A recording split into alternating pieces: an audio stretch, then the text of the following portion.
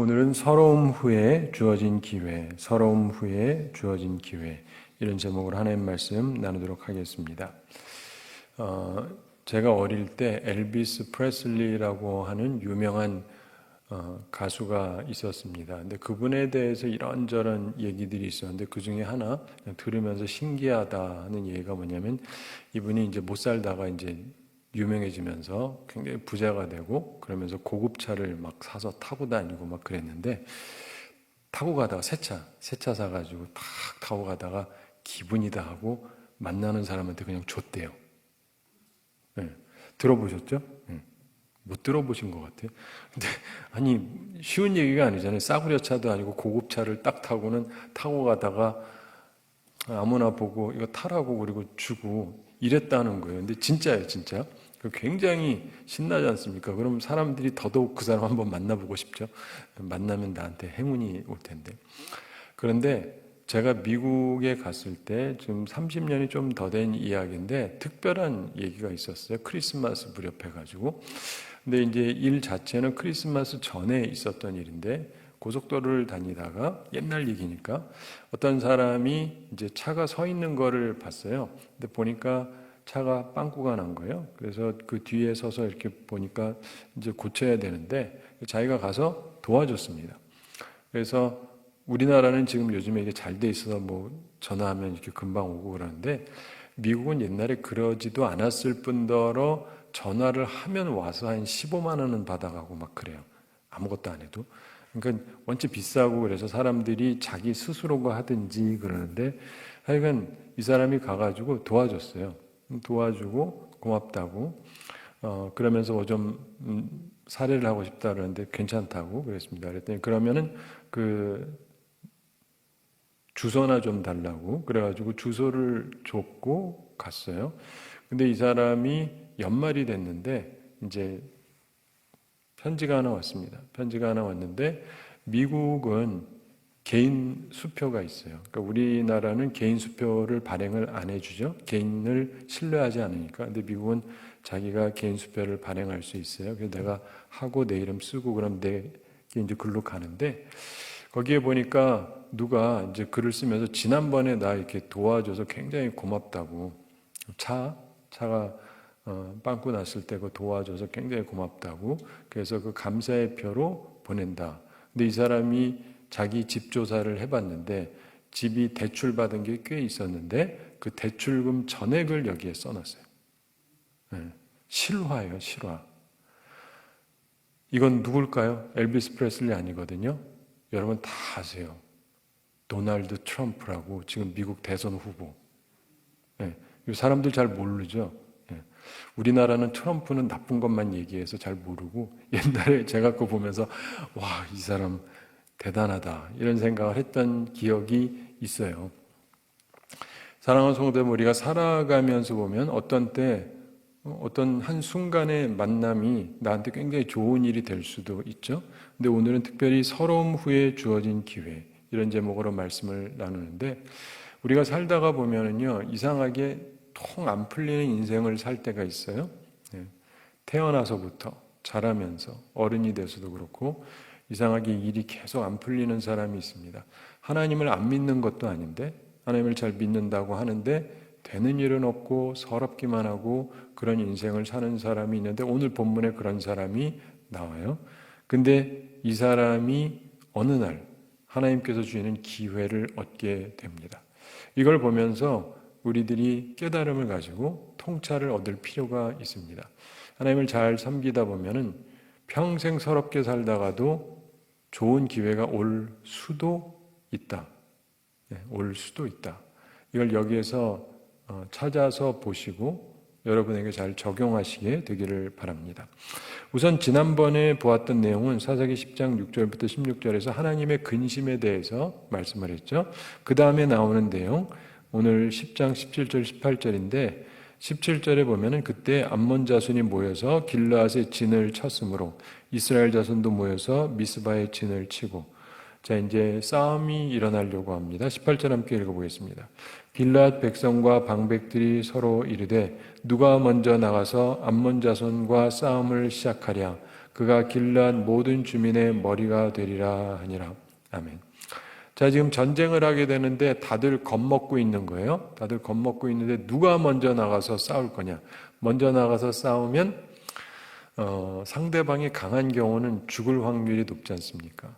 근데 그가 나가서 싸워서 사실상 이기면 우리의 머리가 될 것이다. 이런 얘기를 합니다. 백성들도 그렇고 방백들도 그렇고 지도자들도 그렇고 누군가가 공을 세운다면 그 사람이 우리의 지도자가 될 법하다라고 지금 다 같이 합의를 했다는 거예요. 이런 상황을 얘기하고 그 다음에 이제 11장에서 설명을 합니다. 인생에서 서러움이 있을 수 있는데 입다가 그랬다는 겁니다. 그의 생은 참으로 서러운 삶이었습니다. 지금 이 전쟁 전에 쭉 오랜 어떤 그의 삶이 있었는데 그 부분에서 서러운 이야기가 쭉 나오는데 우선 그는 기생의 아들이었습니다.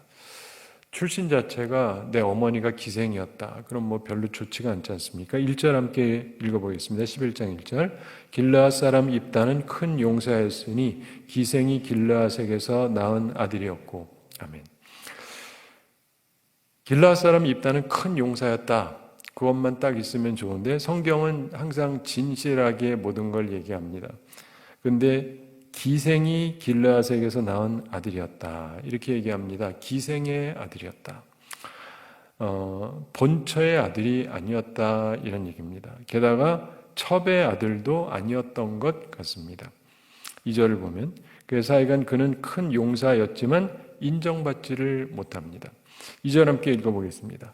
길르앗의 아내도 그의 아들들을 낳았더라. 그 아내의 아들들이 자라매 입다를 쫓아내며 그에게 이르되 너는 다른 여인의 자식이니 우리 아버지의 집에서 기업을 잊지 못하리라 한지라. 아멘.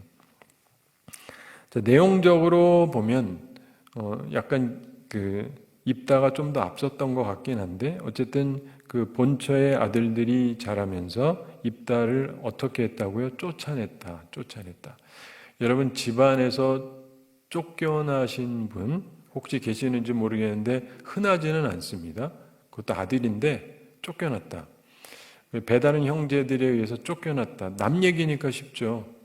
내 얘기라고 생각해 보세요. 안 그래도 엄마가 기생이어서 기를 피기가 힘들어. 그런데 또 게다가 자라면서 그 배다른 형제들조차도 자기를 형제로 인정을 하지 않고 쫓아냈다. 입다가 보면 큰 용사잖아요. 싸울 수 없는 사람은 아니에요. 이해가 되시죠? 그냥 해버려도 할 수 있는데 참는 거죠. 자기 입장에. 그렇죠? 그냥 너 죽고 나 죽자 하고 그냥 다 죽여버리고 뭐 할 수도 있고. 근데 그러지는 않아요. 그렇죠? 기드온의 아들 중에서 아비멜렉 같은 경우 형제를 다 죽여버리잖아요. 근데 이 사람은 그러지는 않아요. 그런 마음을 품지도 않고. 그러나 마음에 굉장히 기분이 상하겠죠. 쫓겨났으니 얼마나 기분이 상합니까? 그래서 많은 성서학자들이 이 사람의 어머니가 게다가 출신이 이방인이 아니었을까 이런 추정을 해봅니다. 자, 그래서 그토록 학대를 받은 게 아닌가, 물론 추정이지만, 그러면서 그에게 이르되 너는 다른 여인의 자식이니 우리 아버지의 집에서 기업을 잊지 못하리라 이렇게 얘기합니다. 자, 집안에서 인정을 받지 못했습니다.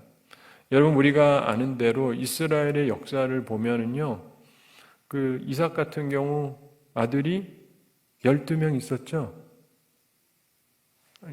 야곱이 자식이 12 있었죠. 네. 그런데 여성이 몇 명 있었죠? 4명인데 본래 처가 몇 명이죠? 2. 나머지는 처는 아니지만 하여간 부인처럼 데리고 있는 사람들이었죠. 자, 그렇기 때문에 두 여인의 아들이 아닌 사람들한테는 몫이 하나도 안 가나요? 다 주는 거 아시죠? 네. 역사적으로 줬었잖아요. 그런데 왜 하나도 안 줘요? 네. 그러니까 보면은요, 하여간 그 못된 마음을 품은 거죠. 그리고 너는 받을 게 없다. 여러분 이런 것이 살면서 얼마나 힘든지 모릅니다. 그 당시 사람들이요 다 자기 몫이 있었어요. 근데 이 사람은 자기 몫이 없어요. 자기가 힘이 없어서 못 뺏은 건 아니지만 그러나 집안에서 그렇게 이 사람을 냉대하고 쫓아내고 줘야 될 목도 하나도 안 주고 뭐 조금 줬다도 아니고 줬단 말이 없어요. 아예 안 주는 거예요. 아버지가 돈이 없어서도 아니고 집안으로부터 인정을 받지 못했습니다. 우리 생각해 보면 다윗 왕도 한편으로 좀 그런 부분이 있었잖아요. 형들이 7이나 있었는데 이렇게 좀 부모님들도 좀 그렇고 이쪽은 뭐 배다른 형제도 아닌데 뭐 그렇기도 했습니다. 근데 보면은 의외로 하나님께서 크게 쓰신 사람 중에서 보면 차별받던 사람들도 꽤 있어요. 네. 집안에서 인정 못 받고 그런데 하나님께서 쓰시는 사람도 있습니다. 항상 그걸 염두에 두셔야 돼요. 내가 집안에서 사랑을 못 받았다 할지라도 집안에서 날 인정해 주지 않는다 할지라도 그런 마음속에 드는 생각이 있죠. 왜 하나님께서는 내 편을 안 들어주시나. 네. 어쩌다가 나는 어머니도 그렇고 형제들도 그렇고 아버지도 내 편 들어주지도 않고 왜 도대체 세상에 내 편은 하나도 없는가. 그러면 하나님은 불공정하다 이렇게 생각하기가 쉽지 않겠어요? 원망이 있을 수 있는데 오늘 우리가 보는 마지막에도 보면서 우리가 느끼는 건 그가 그럼에도 불구하고 신앙을 잃고 있지는 않았다는 거예요. 굉장히 중요한 요소 중에 하나입니다. 많은 훌륭한 사람들을 보면 여건이 좋아서 믿음을 유지한 게 아니라 삐뚤어질 만한데 안 삐뚤어져요. 하나님 앞에서. 굉장히 중요한 요소입니다. 여러분들 인생 살면서요, 내가 충분히 삐뚤어질 만하다. 그래서 있는 대로 삐뚤어지지 마시고 그럼에도 불구하고 극복할 필요가 있습니다.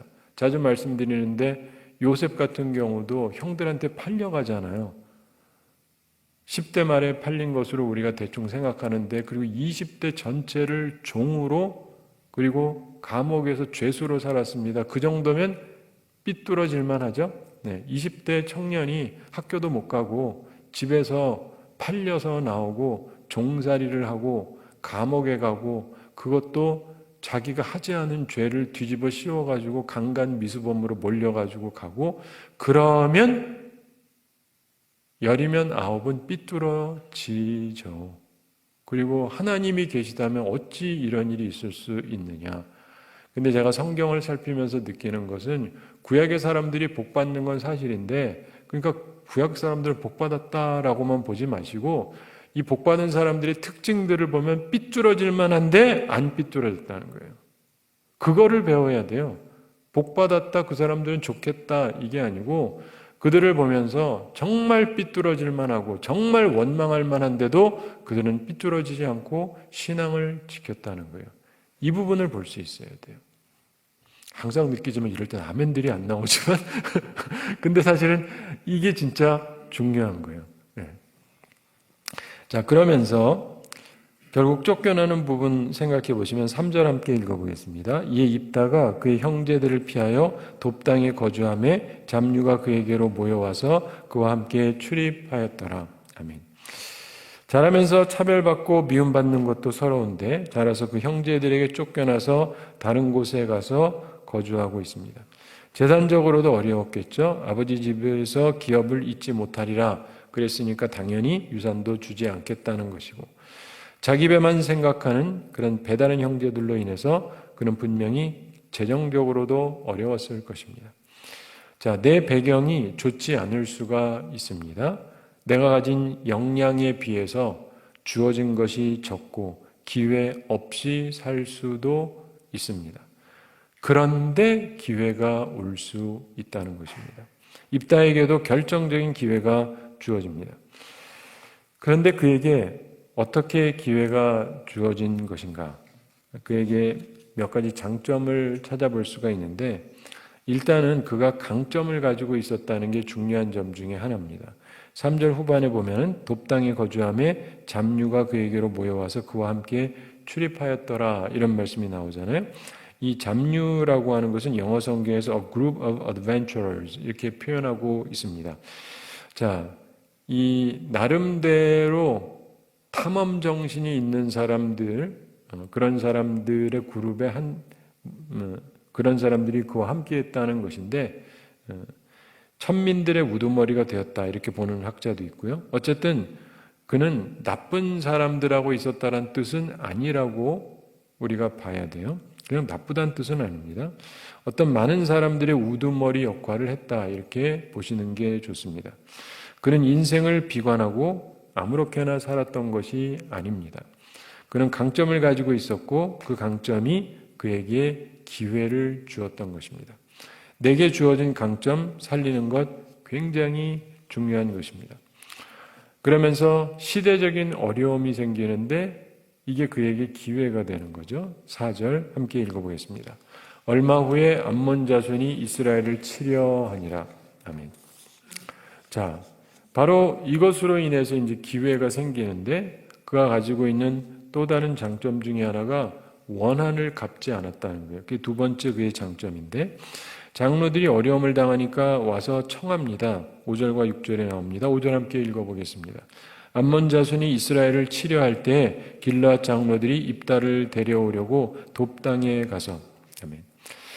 어려움을 극복하기 위해서 싸움에 능하다고 알려진 큰 용사 입다를 찾아옵니다. 6절 함께 읽어보겠습니다. 입다에게 이르되 우리가 암몬 자손과 싸우려 하니 당신은 와서 우리의 장관이 되라 하니 아멘. 우리의 장관이 되라 이렇게 제안합니다. 나쁘지 않은 제안이죠. 그런데 처음에 입다가 그걸 거절을 합니다. 7절에 나옵니다. 7절 함께 읽어보겠습니다.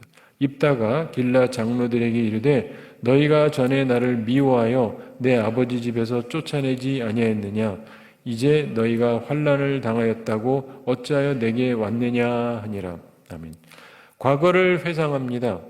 자기를 쫓아내던 사람들이 도움을 요청을 합니다. 그러니 거절하는 게 정당하지 않겠습니까? 그렇죠. 나한테 잘해주던 사람이 부탁하면 그 은혜를 생각해서도 해야 되지만 나를 쫓아내던 사람들이니까. 저기서 보면은 사실은 그 형제들이 쫓아냈는데 지금 찾아온 사람은 길라 장로들이에요. 여기서 우리가 유추할 수 있는 게 있습니다. 장로들인데 너희가 전에 나를 미워했다. 내 아버지 집에서 쫓아냈다. 이 얘기는 뭐냐면 입다가 지도자들한테 도움을 요청했을 수가 있어요. 그렇죠? 우리도 억울한 일을 당하면 그 문제에 대해서 해결해 달라 그럴 수 있잖아요. 그 당시에 장로라고 하면 모든 면에서 지도급에 해당하는 사람이에요. 그래서 이들에게 도움을 요청을 한 거예요. 근데 이들이 입다 편을 안 들어줬다는 거예요. 그럼 사람이 더 기분 나쁘죠? 내가 안 그래도 집안에서 당하는 것도 기분 나빠 죽겠는데 이렇게 물어보면 그렇고. 제가 한국 사회를 보면서 참 이상하다. 왜 법이 이럴까? 제발 국회의원들요, 양심적이고 좋은 분들 좀 뽑아주세요. 여든 야든 상관없이. 우리나라 법이 어떠냐면 가족이 어머니 돈을 훔쳤어. 사기를 치든 남편이 아내 거를 사기를 쳤어요. 아내가 남편 걸 사기쳤어요. 근데 너무 지독하게 이렇게 사기를 쳤다면 뭐 몇만 원 가지고 이런 게 아니라 그냥 다 뭐 인감도장 이런 거 해가지고 딱딱딱 해가지고 다 해버리고 이러면 안 되잖아요. 이거 범죄 아닙니까? 범죄죠. 그래가지고 여기에 대해서 처벌해달라고 가면 어떻게 되는지 아세요? 우리나라 법은 돌아가세요. 해결 안 해줘. 가족은 우리가 해결 안 한다는 게 가족이라서. 이게 맞습니까? 말도 안 돼요. 다른 나라는 안 그래요. 그러니까 우리나라에서는요, 별의별 일들이 다 있어요. 그러니까 안 그래도 집안에서 당해가지고 웬만하면 뭐 소송 걸겠다고 하겠습니까? 그런데 자기도 너무 그러니까 이거 좀 어떻게 해달라고 해서 가는데 해결을 안 해줘요. 그러면 기분이 어때요? 우리나라 좋은 나라라고 생각할까요? 아니 뭐 나라가 이 모양이냐 이런 생각 들겠죠? 입다가 그랬다고 보시면 돼요. 자기가 억울한 일을 당했는데 그래서 좀 공정하게 해달라고 그랬더니 그냥 쫓아내버리는 거예요. 참 하나님의 백성들이니까 모든 게 공정하냐면은 그게 꼭 그렇지가 않았다는 것이죠. 그러니까 그가 기분 나쁘니까 내가 안 한다 이런 얘기를 합니다. 거절합니다. 그렇다고 해서 원한을 갚거나 죽이겠다고 덤비거나 그러지는 않아요. 단지 내가 안 하겠다 이렇게 얘기합니다. 그랬더니 길앗 장로들이 다시 말을 하는데 이번에는 조금 더 좋은 제안을 합니다. 8절 함께 읽어보겠습니다. 그러므로 길앗 장로들이 입다에게 이르되 이제 우리가 당신을 찾아온 것은 우리와 함께 가서 암몬 자손과 싸우게 하려 함이니 그리하면 당신이 우리 길앗 모든 주민의 머리가 되리라 하매. 아멘. 좀 전에는 장관이라 그랬고 이번에는 머리가 된다 그랬습니다. 그러니까 이게 우리식으로 생각하자면 장관 시켜줄게랑 대통령 시켜줄게랑 좀 급이 다르죠? 다르죠? 생각을 하시는 것 같아요. 생각할 게 뭐 있어요? 장관하고 대통령은 급이 다르죠. 그러니까 머리가 되게 해주겠다는 건 훨씬 더 높은 거를 주겠다라고 제안을 하는 거예요. 자, 그런데 잘 생각을 해보세요. 본래 10장 18절에 보면은 싸워서 누가 먼저 나가면 그가 길러한 모든 거민의 머리가 되리라 하니라. 이해가 되세요? 네. 자기들끼리 합의 보기를 나서는 사람을 우리식으로 얘기하면 대통령으로 삼기로 얘기를 해놓고는 이 사람한테는 가선 장관만 시켜주겠대. 이해가 되세요? 생각을 잘 하셔야 돼요. 분명히 대통령 하기로 얘기를 해놓고 이 사람한테 가선 장관 얘기를 하는 거예요. 얼마나 야비한 사람들인지 느껴지지 않습니까? 참 옛날에도 그렇게 하고는 지금도 그러다가 영 안 되겠으니까 머리 해줄게. 이해가 되세요? 네.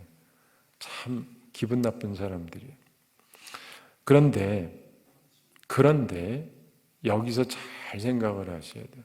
입다 입장에서는 이건 확실히 기회가 맞습니다.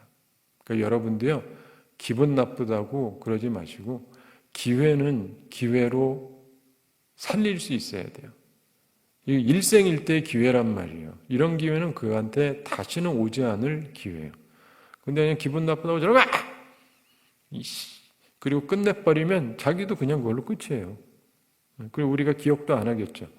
그러므로 여러분들이 기억하실 것은 하나님께서 내게 기회 주실 때 그 기회를 분별해서 살릴 수 있어야 돼요. 분별해서 살릴 수 있어야 됩니다. 입다가 협정을 맺을 자세를 갖는 거예요. 만일 그러면서 9절 함께 읽어보겠습니다. 입다가 길앗 장로들에게 이르되 너희가 나를 데리고 고향으로 돌아가서 암몬 자손과 싸우게 할 때 만일 여호와께서 그들을 내게 넘겨주시면 내가 과연 너희의 머리가 되겠느냐 하니. 아멘. 자, 그는 잘됐다. 너희들 그냥 죽어봐라. 뭐 이렇게 하지 않습니다. 원수들이 당하는 것을 그냥 보는 것으로 난 즐거워하겠다 그러지 않습니다. 생각하기에 따라서는요.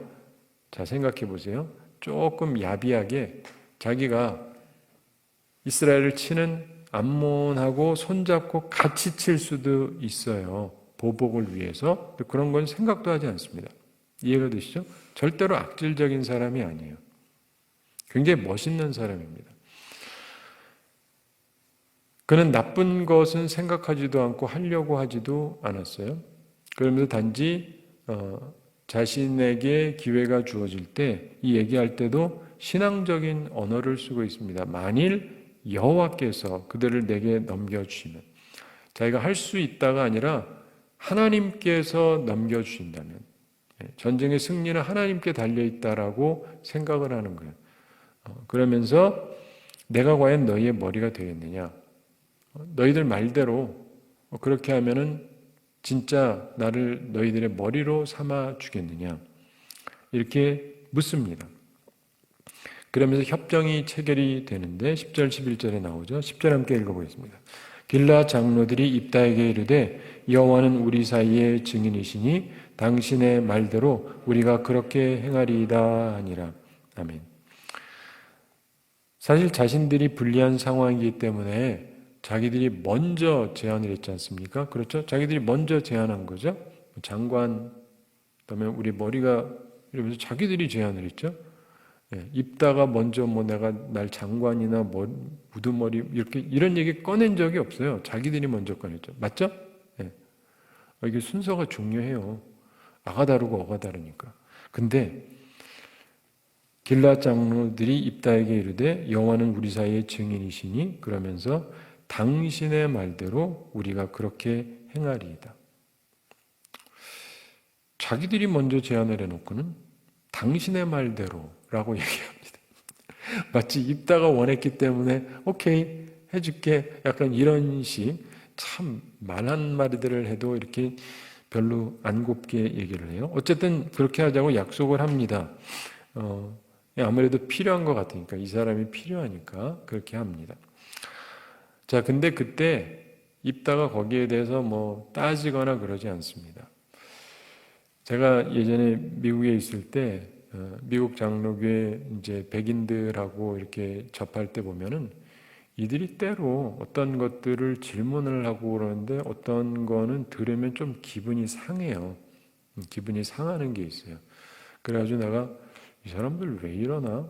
그랬더니 어떤 분이 그러더라고요. 제가 그때 한참 젊었을 때니까 그냥 넘어가래. 이거 그냥 다 그냥 요식행위처럼 지나가는 거래요.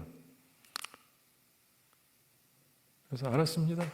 그 이제 지나갔죠? 그럼 끝이에요. 굉장히 중요한 부분이에요. 우리가 살다가 보면 어떤 부분에서 왜 저래? 이러는데 이 사람들은 별 생각이 없는 거예요. 여러분 이거 잘 기억하셔야 돼요. 많은 권력을 가진 사람들이 자기가 지금 무슨 소리 하는지를 전혀 인식을 못해요. 상대방을 기분 나쁘게 하고 있다는 것조차도 인식을 못해. 나는 내 할 바를 한다고 생각을 하는 거예요. 근데 듣는 사람 입장에는 굉장히 기분이 상해요. 저 사람들 왜 저러지?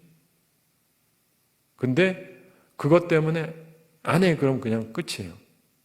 근데 그냥 넘어가면 넘어가는 거예요. 이것도 참조해 두세요. 인생을 살면서 보면은 작은 거에 너무 매이지 마세요. 그래가지고 자잘한 것 때문에 매여가지고 큰 거를 놓치면 안 돼요. 많은 사람들이 큰 일을 이루는 사람들 보면 작은 것을 별로 신경을 안 써요. 그리고 뭐가 잘 안 되는 사람들을 보면 너무 만사가 민감해요. 죄송합니다. 저도 민감한 사람이에요. 민감한 사람인데 그래서 이제 상황에 따라서 안 민감하려고 굉장히 조심을 하면서 살아왔어요. 그러다 보니까 사람이 조금씩 더 나아지긴 하는데 그래도 우리 살면서 보면 때로 어떤 순간에 그냥 넘어가도 될 일인데 민감해질 때가 있어요. 근데 하나님께서 우리에게 어떤 큰 기회를 줬을 때 그 기회를 작은 것 때문에 버리지는 마세요. 네. 잘 생각해 보시기 바랍니다. 그래서 하나님께서 내게 좋은 기회를 주셨으면 뭐 자잘한 거 가지고 자꾸 시비 걸고 싸우려고 그러지 말고 그냥 받으면 돼요. 그냥 받으면 됩니다. 제가 말했던 그 기분 나쁜 게 뭐였는지를 하나 말씀드리면 이 사람들이 조사를 하면서 너한테만 묻는 건 아니에요. 딴 사람들한테도 묻는데 당신 옛날에 성적으로 누구를 가해하거나 그런 걸로 잡히거나 무슨 문제를 일으킨 적 있느냐 이런 걸 써놓은 거예요. 근데 그 자체를 보면서 너무 기분이 나쁜 거예요. 물론 나는 그런 적 없으니까 아니다 딱 하면 되는데 지금 날 뭘 취급하나 목사를 노회에서. 근데 이 사람들은 항상 그렇다는 거예요. 내가 보면서 이런 데 내가 가야 되나 이런 노회에. 그러다가 그분이 그래서 그래요. 그리고 갔는데 우리 인생을 살면서 보면요. 자기들이 뭔 소리를 하는지 몰라요. 자기들 딴에는 혹시라도 뭐가 있는 경우 생각해서 이 부분에서 나중에 누가 하자가 있으면은 미리 질문을 했고 하자가 있으면은 쫓아내겠다 이걸 근거로 뭐 이런 건데 그 자체가 화가 나잖아요. 지금 목사를 무슨 취급을 하는 거예요. 뭐 성범죄자 취급하는 것도 아니고. 그래가지고 난 보면서 뭐 이런 사람들하고 있어야 되나? 이런 생각했던 적이 있어요. 근데 하여간 그리고 그냥 넘어가고 그런 거 없습니다 하고 넘어가니까 그냥 넘어가는 거죠. 그리고 실제로 뭐 걸릴 일이 없으니까. 근데 기본적으로 사랑하는 성도 여러분, 여러분도 살다가 보면 어떤 부분에서 이렇게 탁탁 걸리는 것들이 생길 수가 있어요. 근데 이게 나한테 굉장히 중요한 부분에서 그걸 내가 어떻게 받아들일 거냐 하는 걸 잘 생각해 보셔야 돼요. 근데 길라 장로들이 이런 식으로 한다고 해서 입다가 기분 나빠하지 않습니다. 11절 함께 읽어보겠습니다. 이에 입다가 길르앗 장로들과 함께 가니 백성이 그를 자기들의 머리와 장관을 삼은지라. 입다가 미스바에서 자기의 말을 다 여호와 앞에 아뢰니라. 아멘. 자, 그래서 입다가 이 길르앗 장로들하고 함께 갑니다. 도와주기로 하고 가요. 이들의 말을 믿고 갑니다. 그리고 백성이 그를 자기들의 머리와 장관을 삼았다. 이렇게 되어 있습니다. 결국은 자신이 원하는 것을 얻게 되는데 큰 기회를 얻게 되는 것이죠. 근데 사랑하는 성도 여러분, 이게요, 좋기도 하고 나쁘기도 한 건데 말이 그렇지 지금 자리를 준다고 해서 이게 누리는 자리가 아니거든요. 지금 목 걸고 싸워야 되는 자리예요. 네. 그러니까 딴 사람들이 아무도 안 나서는 자리예요. 잘못하면 죽을 테니까. 그런데 갑니다. 그러니까 이 사람은 용사가 맞죠. 기도원만 해도 얼마나 겁을 냈는지 기억하시죠? 근데 용감하게 가는 거예요. 큰 용사가 맞습니다. 그러면서 그가 미스바에서 자기의 말을 다 여호와 앞에 아뢰니라. 하나님께 기도하는 거예요. 하나님께 기도합니다. 우린 여기에서 그가 믿음의 사람이라고 하는 것을 보게 됩니다. 그러면서 그가 가지고 있는 또 다른 배워야 될 것 중에 하나가 뭐냐면 하나님께 기도할 줄 아는 사람, 하나님께 감사할 줄 아는 사람이었다는 것입니다. 11절 후반에 입다가 미스바에서 자기의 말을 다 여호와 앞에 아뢰니라. 예전 개역성의 고한이라 그랬는데 그는 하나님을 기억하고 하나님께 감사를 드린 것입니다. 어려움 속에서도 하나님을 잊지 않는 사람이었습니다. 사랑하는 성도 여러분, 우리들이 살아가면서요, 이 입다가 그랬던 것처럼 자기에게 주어진 강점, 장점 이런 거를 살리는 게 필요합니다. 그리고 원한을 갚지 않는 게 굉장히 중요해요. 우리들은 많은 경우 사람들이 원한에 잡혀서 사는 경우가 많습니다. 내가 너 가만두나 봐라. 두고 보자. 그런데 그는 그러지를 않습니다. 이걸 극복을 해요. 여러분도 항상 극복을 할 수 있어야 돼요. 그래야 큰 일을 할 수가 있습니다. 그리고 무엇보다도 하나님께 감사하고 하나님께 기도하는 사람이 되어야 하는 것입니다. 하나님께서 내게 기회를 주신 것이다. 그러면서 하나님께 감사하고 또 하나님의 도움을 요청합니다. 다음에 그 후의 일을 우리가 보겠습니다마는 말씀을 맺으면서 우리가 기억할 게 있습니다. 결국 그는 주어진 기회를 잘 붙잡았습니다. 상황 파악을 하고 그걸 잘 붙잡아요. 그리고 하나님께 감사합니다. 이거 우리한테 왜 가르쳐 주실까요? 여러분도 그러라고, 저도 그러라고. 오늘 이 말씀을 못 들은 사람은 못 들었으니까 그것까지는 난 모르겠고 적어도 듣는 사람은 하나님이 또 다른 기회를 주시는 것일 수 있어요. 그렇지 않아요? 네. 듣는 것 자체가 복이라니까요. 못 듣고 지나갈 수도 있는데 영상으로 보든 또 보든 어쨌든 하여간 어떻게든 보는 사람이 있고 어떤 사람은 안 보고 안 듣고 지나갈 텐데 이거를 듣는다는 게 또 다른 은총입니다.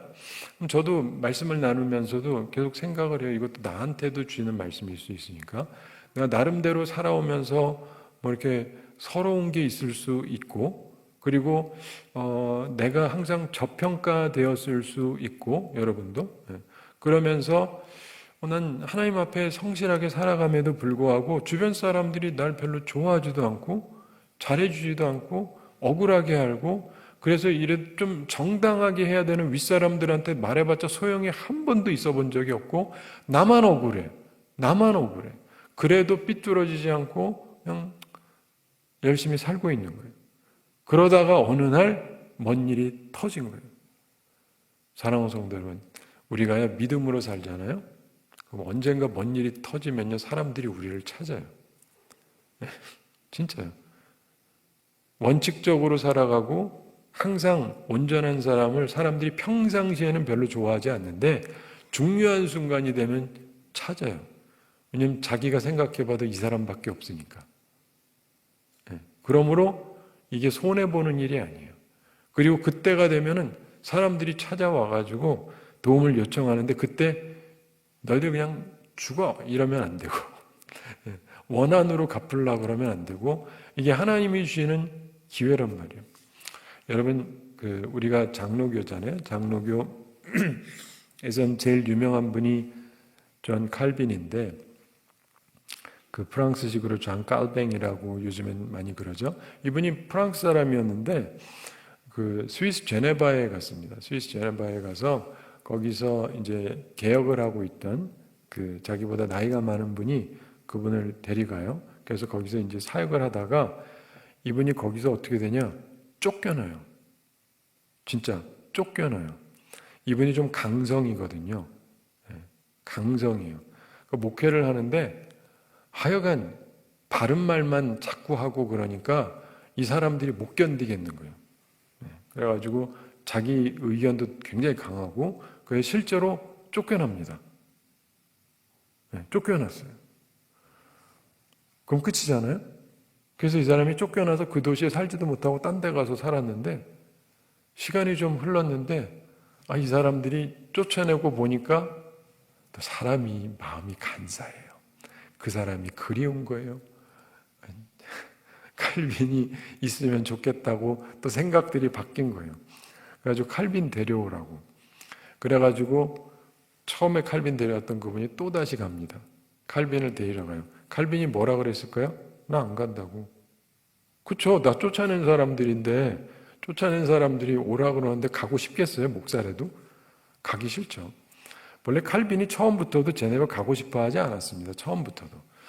그런데 이제 그분을 이끌어 가신 분이 하나님의 뜻 얘기하면서 하니까 이 사람이 하나님의 뜻 그러면 이제 가야 되지 하고 갔었는데 이번에도 칼빈한테 얘기하는데 칼빈이 안 간다 그랬다고요. 이번엔 더 가기 싫죠. 날 쫓아낸 사람들이 와달라고 그러는데 안 간다고.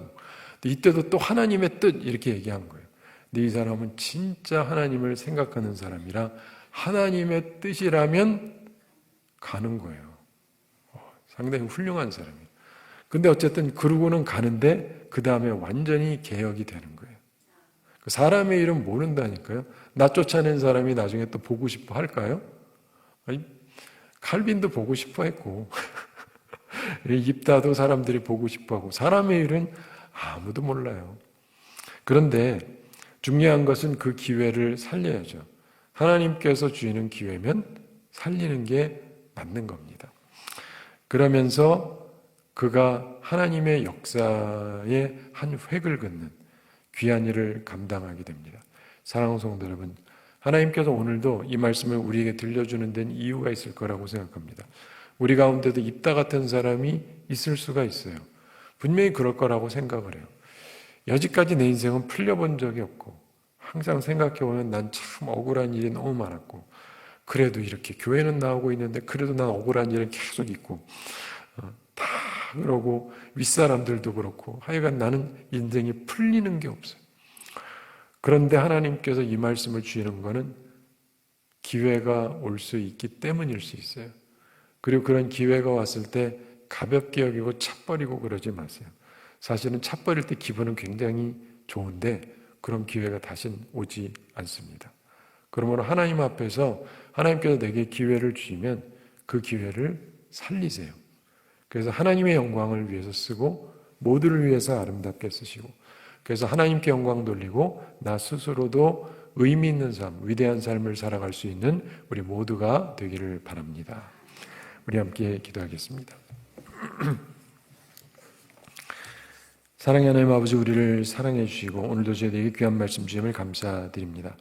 서러움 후에 주어진 기회, 이 말씀을 기억하면서 참으로 입다라는 사람이 태생부터 자라나면서 수많은 삶 속에서 서러움을 겪었지만 하나님께서 삐뚤어지지 않고 주님을 바라보던 그에게 어느 날 기회를 허락하셨던 것을 기억하며 우리도 주님 앞에 삐뚤어지지 아니하고 온전한 믿음으로 살아가게 해주시고 또 하나님께서 우리에게 기회를 주실 때 그 기회를 잘 살려서 우리가 하나님 앞에 쓰임받는 삶이 되고 많은 사람들에게 유익을 끼치며 우리 스스로도 복된 삶을 살아가는 우리들 다 될 수 있게 하여 주시옵소서. 감사드리며 예수님의 이름으로 기도드리옵나이다. 아멘.